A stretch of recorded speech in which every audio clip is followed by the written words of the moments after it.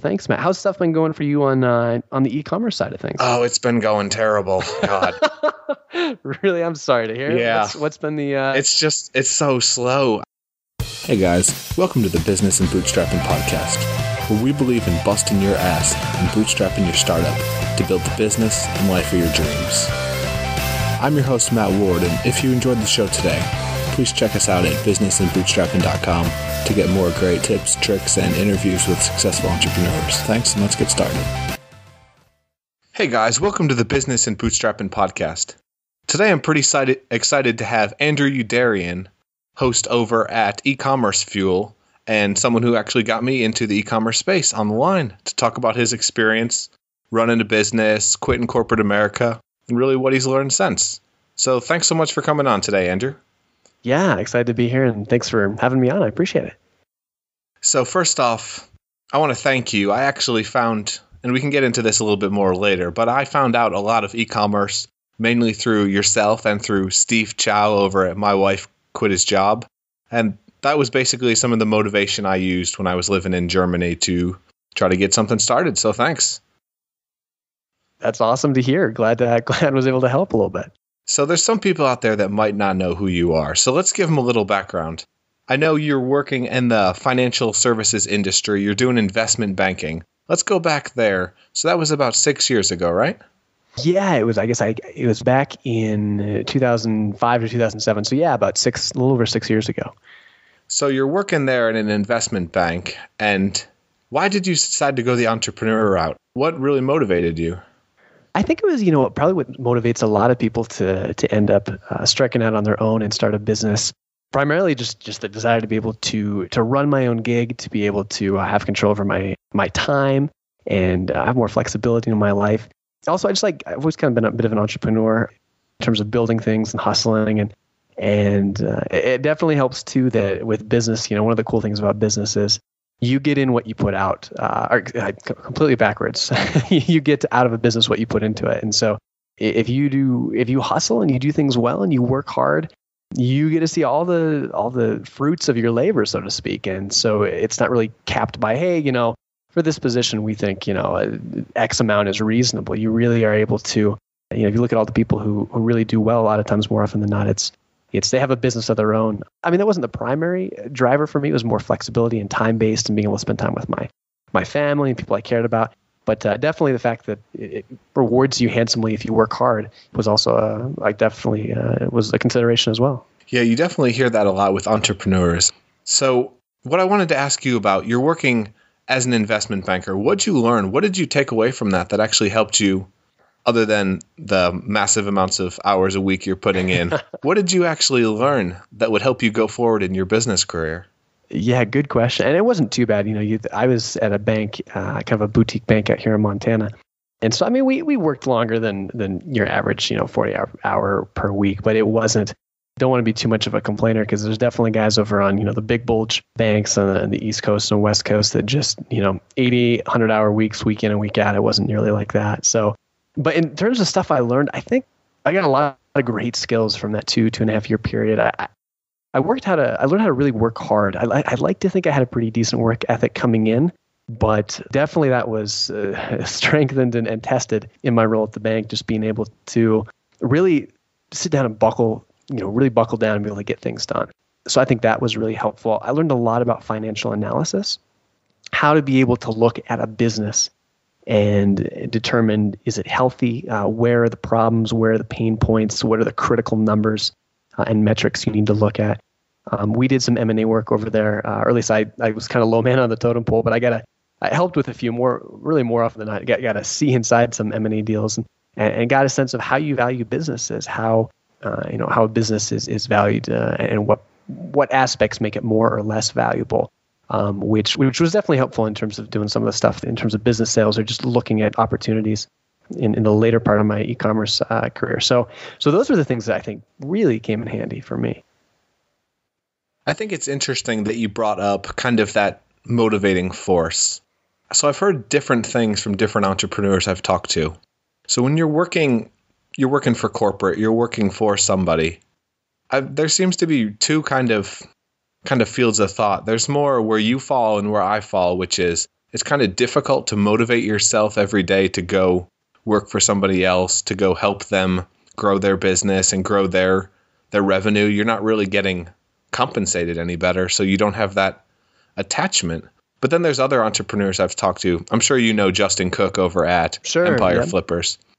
He was telling me after he failed his first business and went to work for somebody, he just took it on like his own business. He said, I'm going to run this as if it's my business. And he's putting in crazy hours. He's super motivated.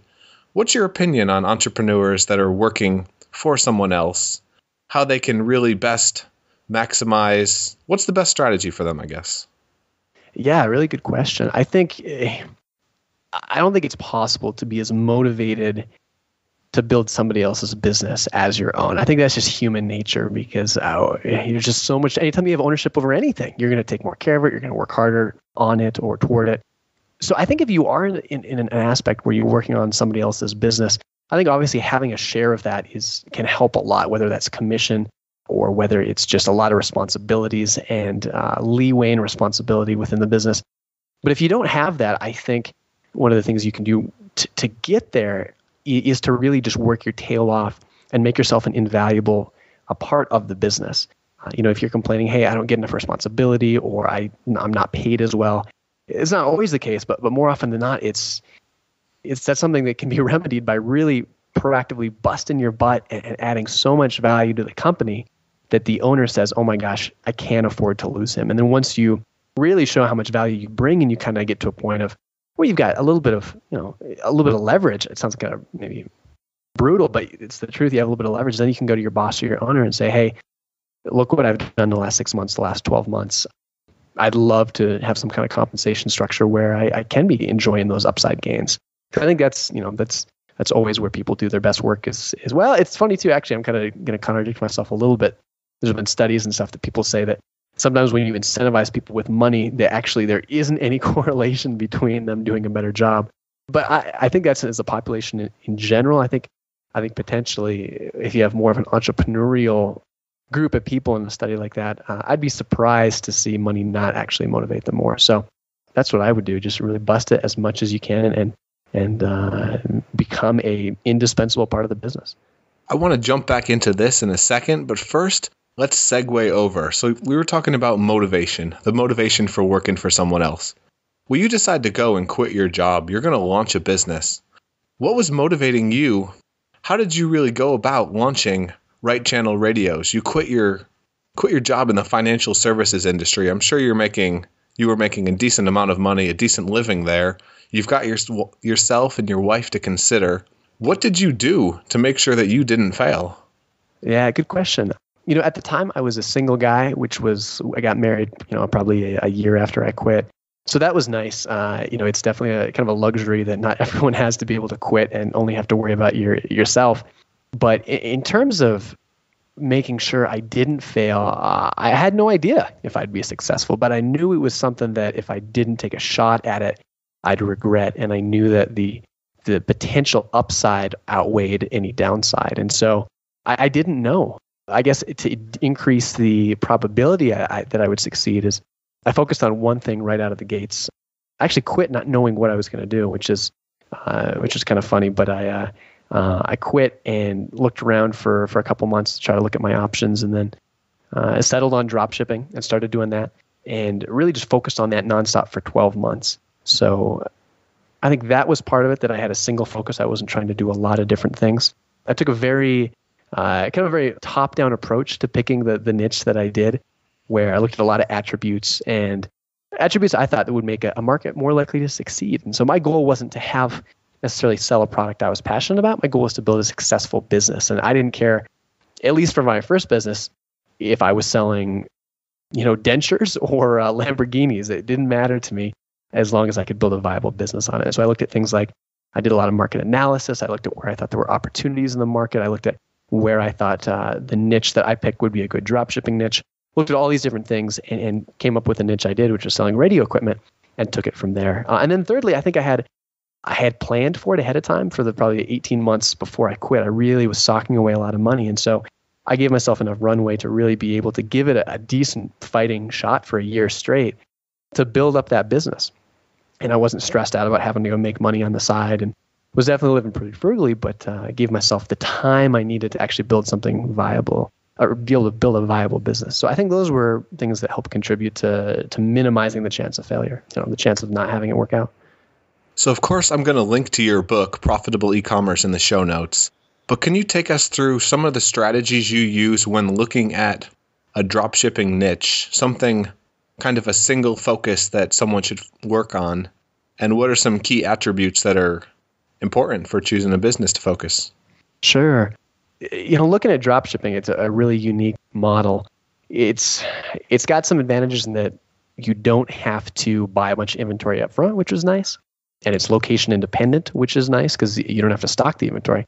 But it's also tough because you're competing against a lot of other people. The barriers to entry are really low. And niche selection is infinitely more important, maybe not infinitely, but is significantly more important in dropshipping than it is in I'd say almost any other e-commerce fulfillment model, because if you get it wrong, it's so hard to recover from. And so for me, I look at, first and foremost, you have to have some kind of niche where you can add value, some kind of informational value. If you're selling a product you manufacture, or that you have exclusive distribution rights to, and it's a unique product, well, the value add that you offer is that you're the only person that offers that product, and so you're the go-to source, and that's the only place they can get it. So there's not going to be big price wars that you have to deal with. But with dropshipping, if you don't have some kind of additional value add, people are just going to go to the lowest price for that existing commodity online. And so that's one thing. Try to look for products that are really complex and confusing. It's easy to add product value to those products informationally with products that are confusing. Not always, but like to look at a price point around the $100 mark, more or less. It depends on the market, and again, I've done both. But if you want to scale up a business, people are going to be much more likely to make a purchase online without talking to somebody in the $100 range versus the $1,000 range. Like to look at products where people are really passionate about, either hobbies or sports or things that people can really get behind. Looking for products that aren't available locally is nice, because then you're more likely people are going to come online and search for it. Looking for products that aren't dominated in Amazon is another great thing, and that's getting harder and harder as Amazon grows. But if you go in and look at your products, and Amazon carries them all, and each one of them has 150 reviews, and they all ship by Prime, ooh, that's tough. Unless again you can still add, you have an informational edge on Amazon in terms of adding value there. So those are some of the things that I like to look at. How do you balance out the basically working with the Amazon kind of issues of the availability? How do you portion out the importance of keywords in terms of people searching for the product, people actively looking? If you sell something that no one wants, you're not going to sell very many. If you sell something that everyone wants, everyone else is doing it, and you're not going to make any money. Where is that middle ground, that happy medium, where people can make money without busting the bank? Yeah, that's a really good question. It's going to vary by each niche, depending on profit margins, depending on demand and things like that. But very roughly, if I see, I'd say a minimum of 3,000 or 4,000 or 5,000 exact match searches for the kind of the key term, the head term for the products that you're selling. Let's say you're selling trolling motors, which I used to sell, 2,000 to 3,000, the very minimum exact match for that. And then, when you get in the 20, 30, 40,000 exact match volume, that's kind of the ceiling I like to look for. That tends to be the range for where I like to look. Like you said, it's the sweet spot where there's going to be some competition most likely, but it's not going to be so saturated with such massive players that are specializing in it that you're going to have a really hard time competing. So, and again, it's going to vary on each niche. The higher the margins, the less search you need. The higher the product price, the less search you need. And so it's going to depend, but that's a sweet spot I like to look at. So I've got a question for you. There's a lot of differing opinions on the best way to build a business, but in this regard, the best way to build a dropshipping business. I'm sure you've heard of Anton Crowley, something along those lines. He also is big in the e-commerce space and helps people launch dropshipping sites. And his methodology is it's pretty different from your own in terms of picking higher product cost, basically more expensive items because it takes nearly the same amount of work, focusing on ads versus SEO, Mm-hmm. How do you know what the best strategy is in terms of building an e-commerce store for someone just getting started? I think my thoughts on it have really evolved over the last 2 or 3 years. There's obviously a lot of different approaches you can take, and I think the approach that works for people tends to be the one that they promote, even if it's not the best one, because it's what you know, it's what's worked for you, and so it's tough to say. I think there's a lot of different ways to skin a cat, and I can see, in terms of Anton, I can definitely see where, because I have friends. There's a guy I did an interview with on my podcast. His name is Dave Huckabee, and he does very well with that approach. He drop ships, and he sells very high ticket item, very high price ticket items. $3,000, $4,000, $5,000 industrial equipment. But with that approach, it's a little bit different. He does that, but there's two things he needs to be able to do that well. One is he needs to have an incredible amount of expertise in the space. He was a salesman in the industrial equipment industry for years. And so he had the contacts, not the contacts as much, but he had the background and the knowledge to be able to talk very, very in depth about these things with his customers. And also, it's very hands-on. When you do larger ticket items, they're very hands-on purchases. Somebody's not going to buy a $5,000 telescope or microscope most of the time without calling somebody and really talking to them for, at a minimum, probably 20 minutes, maybe even up to a couple, 2-3 hours if they really don't know what they want. So it's a different approach. And for me, I like things that are a little more scalable without having to have that human element involved. But it's definitely a viable way to do it. And thinking back on my experience, like trolling motors, I've blogged about this before. I did do that. I mean, I was selling items that were, at a higher price point, $1,000 plus. And a couple of the downsides there were the margins. Not anytime, but usually when you drop ship higher priced items, you do make a little bit more per sale, but at the same time, your margins come down quite a bit because if you're selling something that's drop shipped, there's no risk. And so if you sell $1,000 thing or a $10 thing, from a drop shipping perspective, you have a little more risk involved if it's a fraudulent order. But apart from that, there's really no more or less work to get that order completed logistically. And so a lot of times people will sell, $1,000 items for, profit of $15 or $20, which is just a tiny margin, a 1.5% or 2% margin. And so luckily that trolling motor niche I was in, they had some minimum pricing guidelines that kept the margins, higher than that in the 10 or 15% range. But it was tough. And then also higher ticket price items, people are much more likely also to comparison shop more. Because the more money you spend on something, the more time you're going to spend researching it. And so the more price sensitive people are going to be. And so it's tough because I think that there's pros and cons to both models. And that kind of brings us to the next point I wanted to talk to you about. So trollingmotors.com, you've got right channel radios. And can you say how big the business has grown to at the point where you started Trolling Motors and really what motivated you to open up a new e-commerce store? In terms of why I wanted to just diversify the income stream that I had. So at the time I just had one business and I thought, hey, I built this one, I was able to get this up and running, might as well build a second one to diversify my risk in case anything happens with my first business.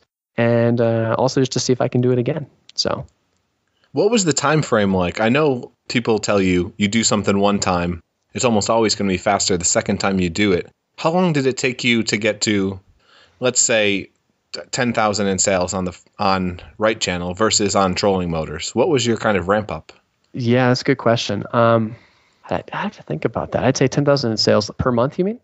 Per month or just overall, some kind of generic metric that you could gauge them against. Yeah, I mean, I think I was able to get to 10,000 in sales probably within the first 4 to 6 months pretty easily with Right Channel. And then with Trolling Motors, it's a little harder to say, but I'd say probably close to the same time frame.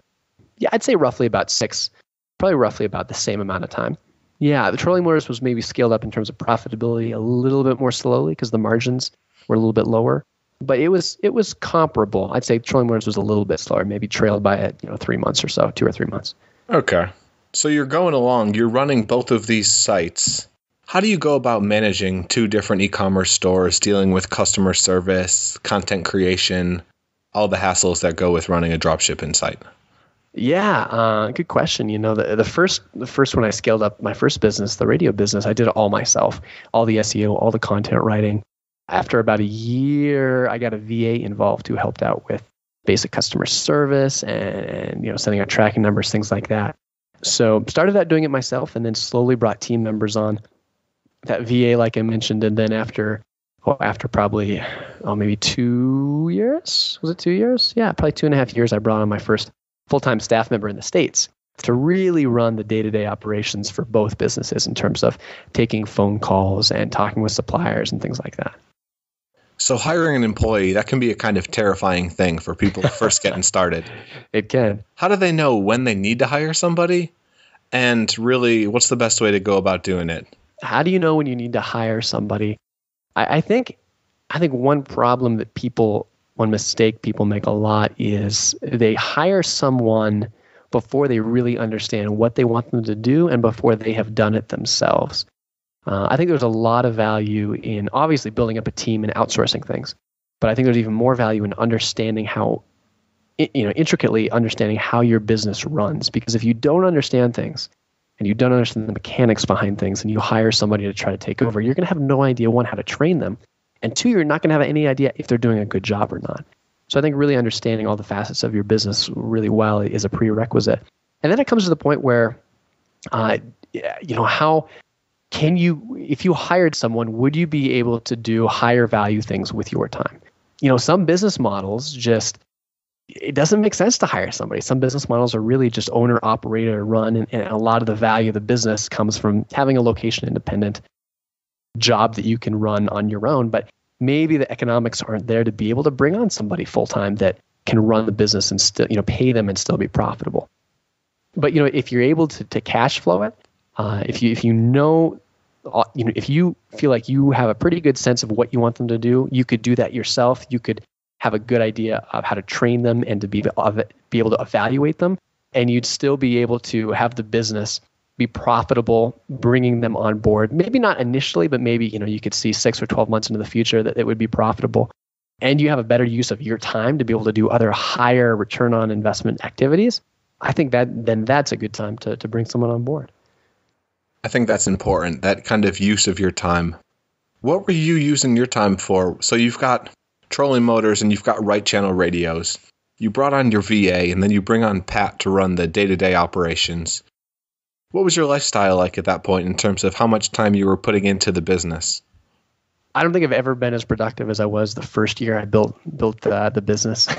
Just because, I was coming off of a job I didn't want to necessarily go back to for a long period, like for indefinitely, and it was really motivated to hustle, and so really cranked it in terms of working a lot. That probably working 50, maybe sometimes even 60 hours a week that first year. So definitely, I think it's the curse of being able to get something that gets traction, but definitely slowed down a little bit that second year when I was building trolling motors and outsourced a lot of stuff, which I've written about in terms of SEO, in terms of web design, things like that. And so I was definitely working and building that second site, but also was not nearly as maybe engaged in every aspect of the business. I definitely maybe wasn't working quite as much. We built a house that summer, and so I was distracted a little bit that way. And then later the following year, 2 years later, we ended up going doing some traveling for an extended period, and so that was I was, for the most part, I was really I stepped away from the business there. And so I'd say really had 18 months to 2 years of really cranking on the business, and then really stepped back, either completely stepped away from it or partially stepped away for probably a good 18 months as well.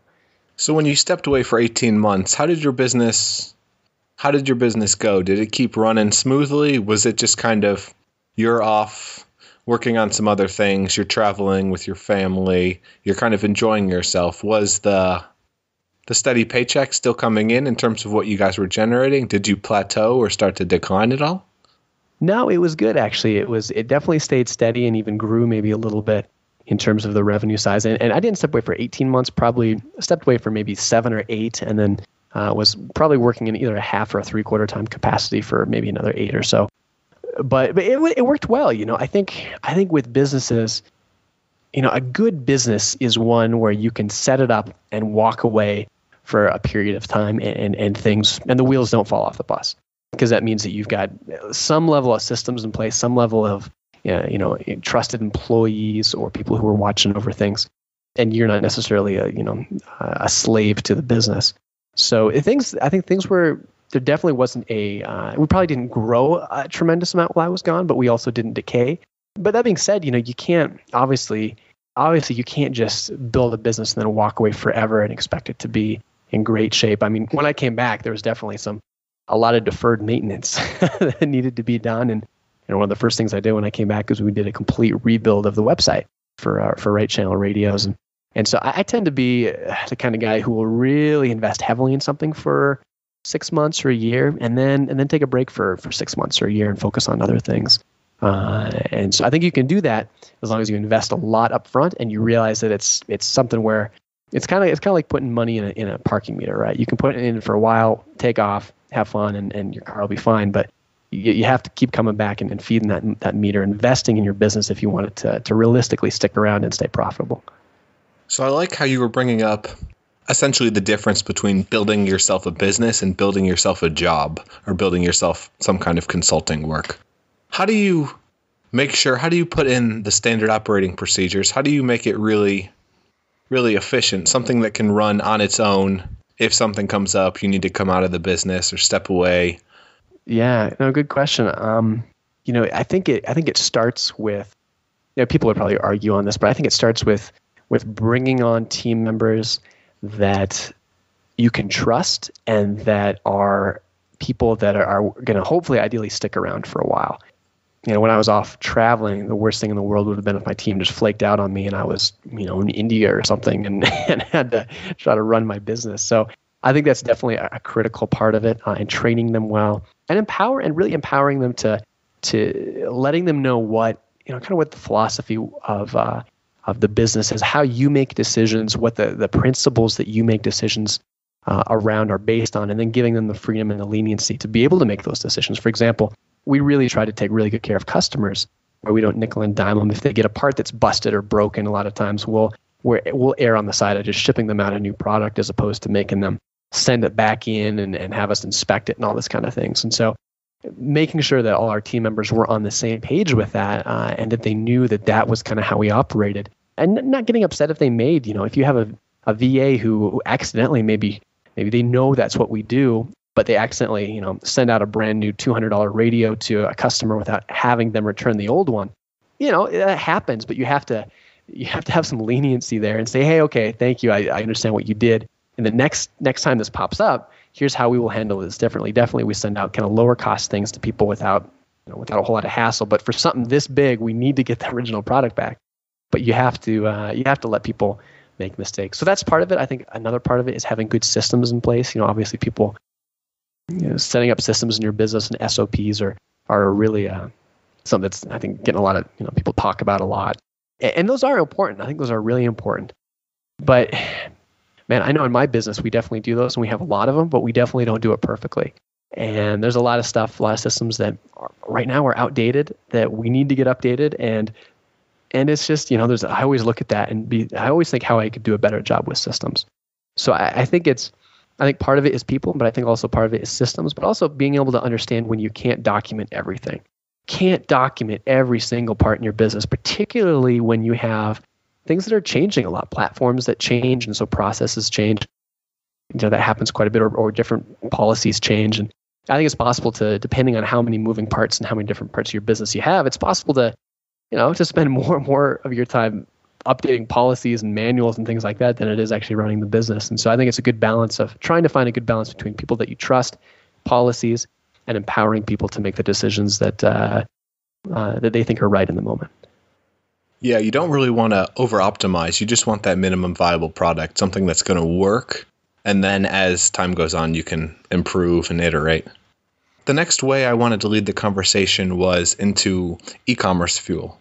So basically, you decided around 2012 that you wanted to build a platform to help teach people about e-commerce, teach people about dropshipping. Can you take us back there a little bit and behind some of your motivations, some of what you've learned?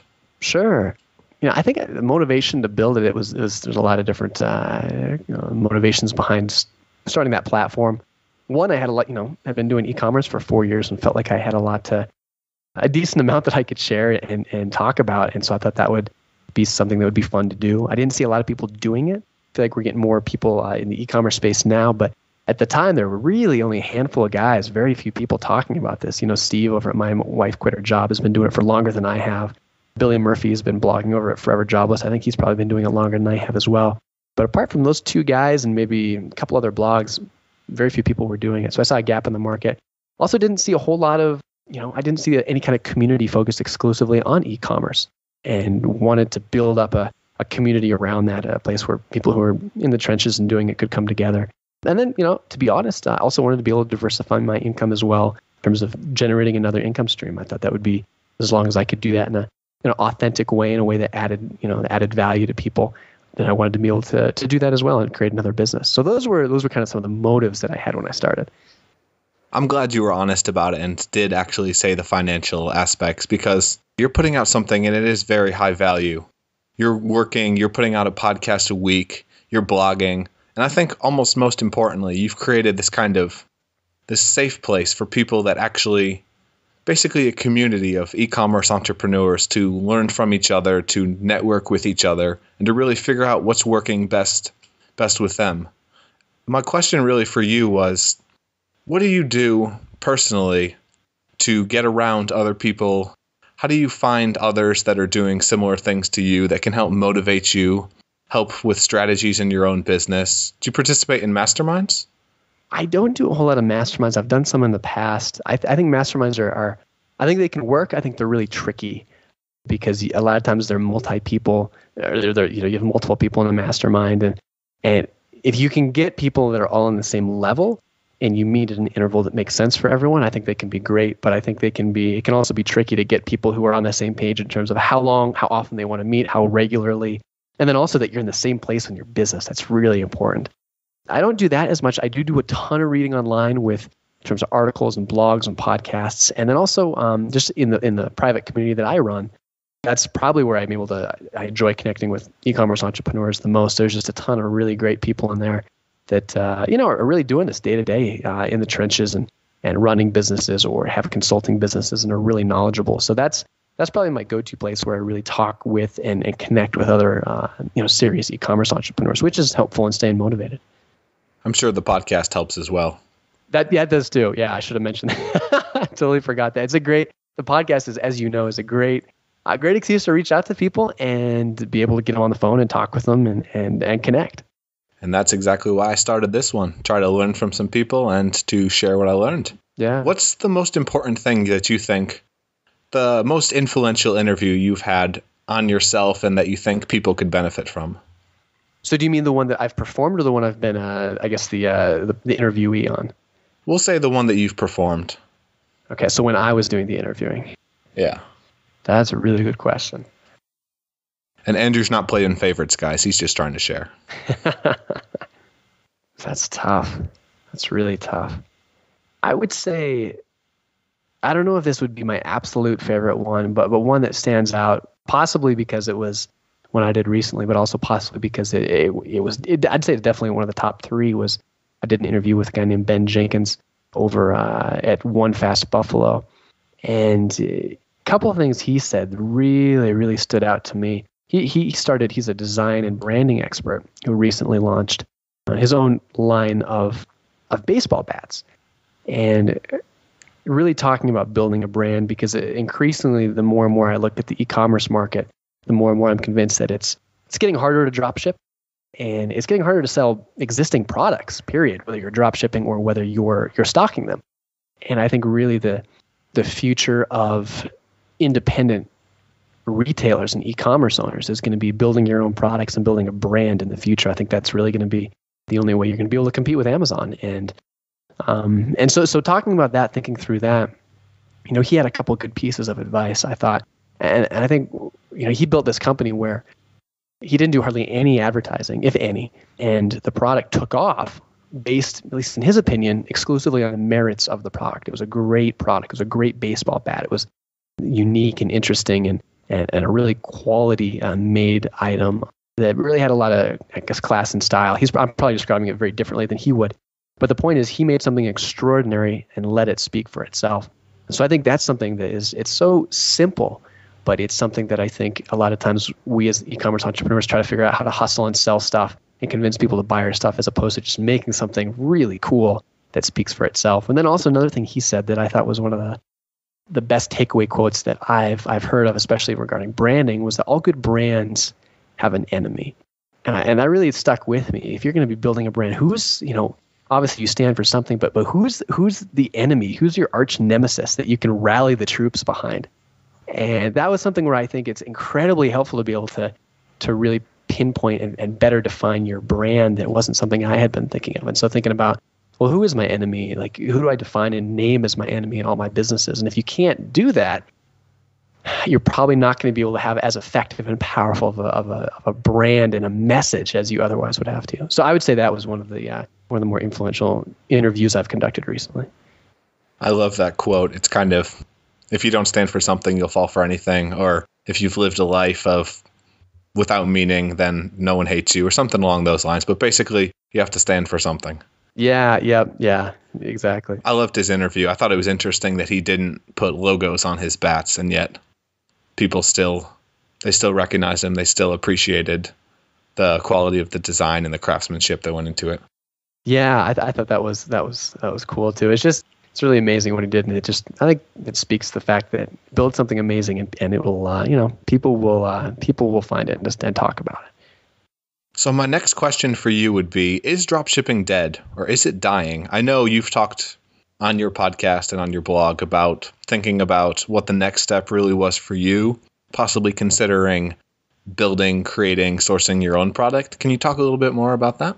Yeah, absolutely. It's been 6 years since I started, 6 years plus since I started my first dropshipping business, and definitely still running.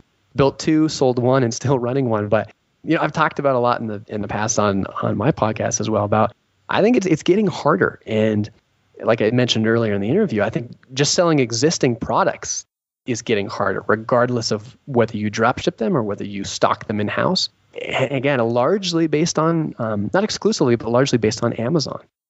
Amazon is the best place online to go for existing items in terms of the best kind of intersection of price, trust, and convenience. And it's tough to compete with those guys if you don't have something that they don't, or if you're trying to compete with them on an existing product. And so I don't think dropshipping is dead. I think you can still do it. I think to do it, you have to be very careful in the niche that you select, kind of how we talked about earlier. And you have to have a very good idea and clear understanding about how you're going to add value and why you're not going to be annihilated in a price war or by Amazon. So you can do it, but it's a little more difficult. It's also harder because the margins are smaller. Scaling up my businesses was something that took, years. It took a year at least to build up the SEO traffic to make those businesses work. And they would be much harder businesses to run with paid traffic, because dropshipping margins are usually 30% or less. Always, but usually. And that's right around the place where you can break even with paid traffic. Again, generalizing here, but it's much easier to be able to scale a business quickly with paid traffic that's where you have margins in the 50% plus range, or even 30% plus range, because you have more profit per order to be able to allocate to acquiring a customer. So yeah, long story short, is dropshipping dead? No. Is it getting more difficult? Yes.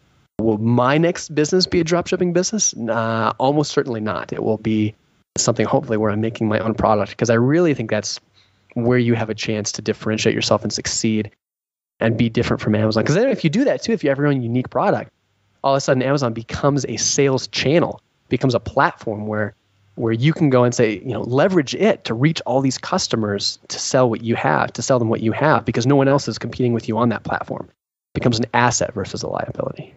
Yeah, you get to become a wholesaler. And it's going to get a little bit more difficult in e-commerce and dropshipping, I'm guessing, with Alibaba IPOing. Any opinions on that, or how that will affect the landscape? Yeah, that's a good question. And I to be honest with you, I'm not super qualified to comment on it. Obviously, they get an IPO. In terms of, I don't know if it'll change.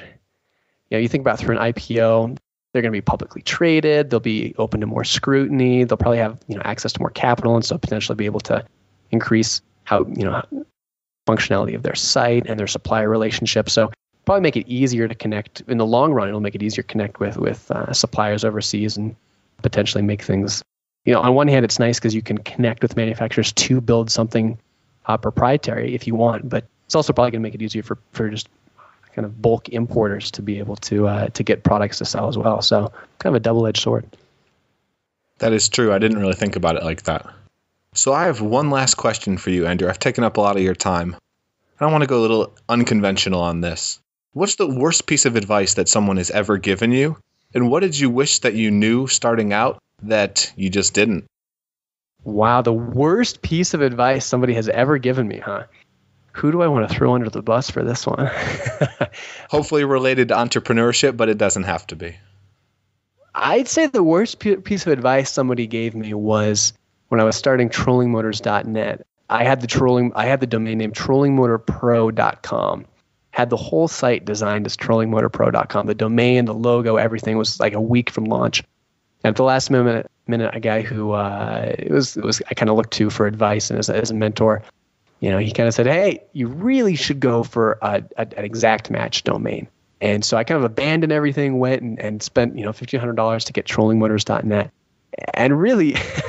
And really, in retrospect, regret it. He wasn't being malicious. He did the same kind of thing in his business, and so I have no ill feelings for him. He wasn't trying to be misleading, but I think he was just mistaken because it wasn't. TrollingMotorPro.com is it's just a much better branded name. It's easier to remember. It inspires more trust. It's a .com. Shortly thereafter, the exact match benefit that Google gave kind of disappeared, or at least was significantly reduced. And so that was probably the biggest. The poorest piece of advice I received and then took. And then, I'm sorry, what was the second question? What did you wish that you knew starting out that you just didn't? What would something be that if you could go back and tell yourself, not like invest in this stock or do that, but here's something that you should really know before you get started? Rather broad. Yeah. I would say... I can grab a different question if you want. No, this is good. Let me think about this. These are good questions when you have to think about it. It means I haven't regurgitated the answer before. I'd say probably the biggest piece of advice that I think would have been good to hear is it just takes a while to build anything meaningful. And it's going to be, there's no real magic moment. There's no real, for almost any business, real tipping. I mean, no real just huge tipping moment where you get listed in the New York Times and all of a sudden your business quadruples and you've made it. I think what I really learned building the last businesses is that it's really a slog, not a slog, but it takes time. If you want to build something meaningful, you're looking at not always, but often years versus months.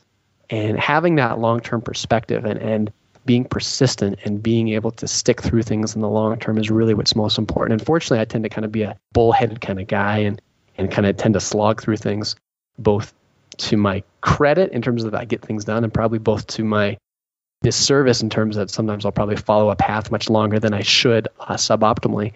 But yeah, I think it just takes time, and there's a lot of ups and downs, and it's not, building something meaningful of scale that is going to be able to provide a good full-time income for you consistently, and the building it the right way too, not taking shortcuts. It's something that it just takes a while. So I think that's what I would have loved to have heard starting out and would have loved to impress upon myself. And unfortunately, it worked out for me, but I think a lot of people get discouraged, and maybe even more get discouraged, they just underestimate how long it takes to build a viable, meaningful business that's going to be substantial and last.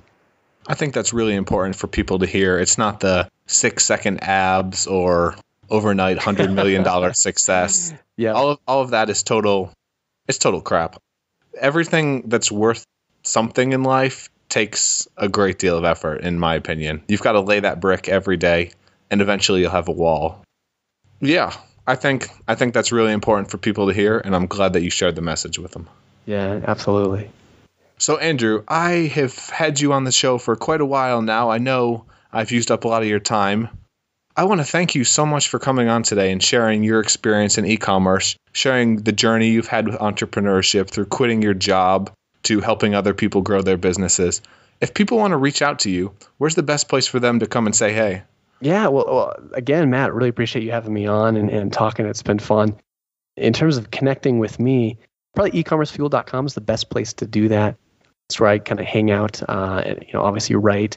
and try to interact with people in the comments over there. There's also a way you can get a hold of me at the contact tab there. At Youderian is my Twitter handle. I usually am fairly easy to get a hold of there. And then also, if you're an e-commerce store owner or a professional that's been doing it for a little while, I hang out a lot, of course, in my private community, my private forums. That's where I bring together e-commerce store owners and experienced professionals to talk and connect. And so if that's something that you really want to connect with me on an ongoing basis and others in the space, that's probably the best place. I think that's so important. Get around other people that are doing it, learn from them, and just do some cool shit. So thanks so much for being on the show, Andrew. And I want to say, if you guys appreciated this, if you didn't, leave us a review on iTunes and say hey to Andrew and really thank him for being on the show. Thanks, guys. Hey, everybody. Thanks for listening to the show and hope you really enjoyed it. You can check out more great podcasts and blog posts at businessandbootstrapping.com. And I can't wait to talk to you guys soon. See ya.